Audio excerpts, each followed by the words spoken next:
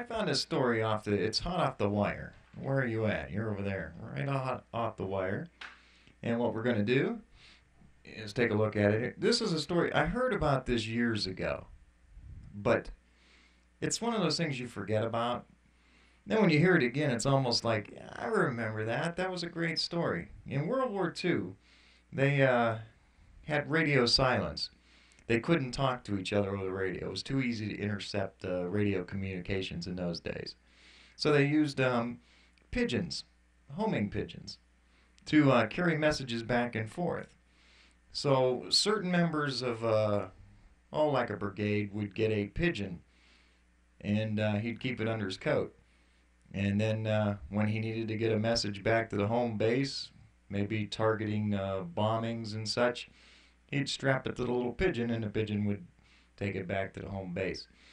But there were not just pigeons for communicating between the Allies.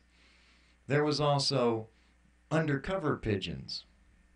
In other words, they would stick little Nazi symbols on certain pigeons and let them go, and these pigeons were trained to go to the enemy in hopes that an enemy soldier stuck out would put a message on it, because the Germans were doing the same thing.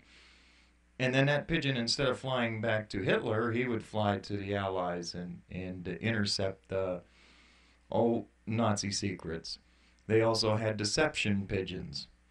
It was just kind of amazing, I think. And the pigeons are being honored because there's an auction going on where they're going to sell some of the paintings of some of these pigeons actually won awards. That's amazing. This story comes from London. Jill Lawless, Associated Press writer. I thought that was very interesting, and that's why I stuck it on here. Hey, now let's check to see if Fox News is covering the big Bill O'Reilly fight with Obama supporter thing. Well, there's some girl on there. She's talking about sports, I believe. Okay, well. Anyway, doesn't it seem like every few weeks or so, Bill O'Reilly fights with somebody? He had that fight with Geraldo Rivera. Often he'll fight with Paul Krugman. Paul Krugman, the fellow who wrote The Great Ravioli. Good book. Never thought about doing a book on food. So it seems like O'Reilly seems to have a fight with somebody every so often. Now it seems to be an Obama handler. What does a handler do? They handle stuff. All right, this segment is called AR's Interactive Dictionary. See, what happens is you have a lot of people who are getting on the internet now, and they're not familiar with the terms that you and I use all the time. So what we decided to do is create an interactive dictionary to kind of help those people out. Our first term, megabytes.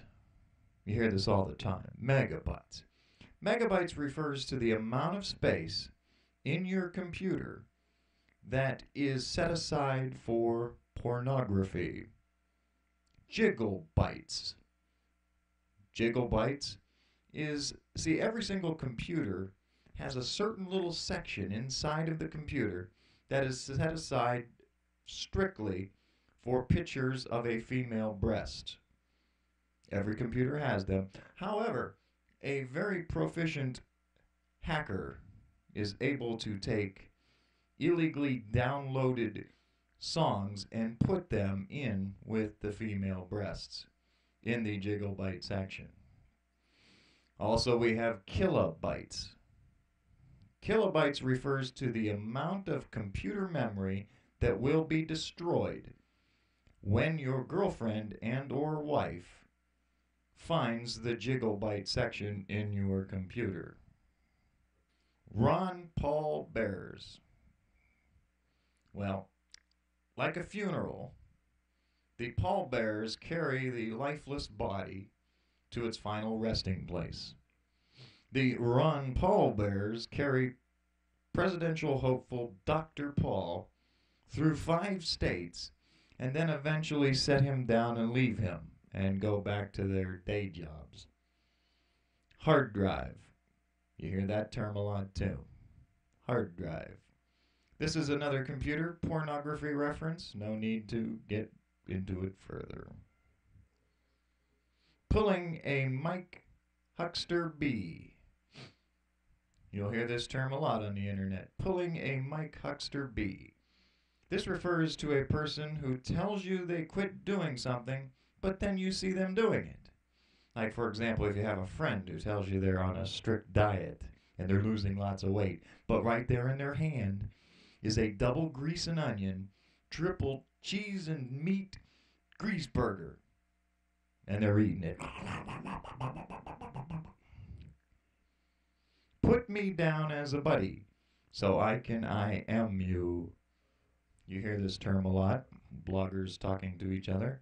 Put me down as a buddy so I am you. This is some kind of homosexual reference, similar to sitting in a bathroom and tapping your foot. I don't really know too much about that one because I dig chicks. Media flash player. Now, do you remember a long time ago when you used to go and you'd get a pen from a novelty store and it had a girl with a bathing suit, and when you turned the pen upside down, the bathing suit would disappear?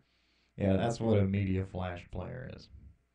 The last term we're going to look at today, logging off. You'll hear bloggers say that all the time. Logging off. This is a term used by bloggers to explain that a wife, a partner, or a parent has just threatened to divorce, leave, or take a hammer and beat the crap out of a person's car if they do not get off the computer soon. You will hear them say they are logging off.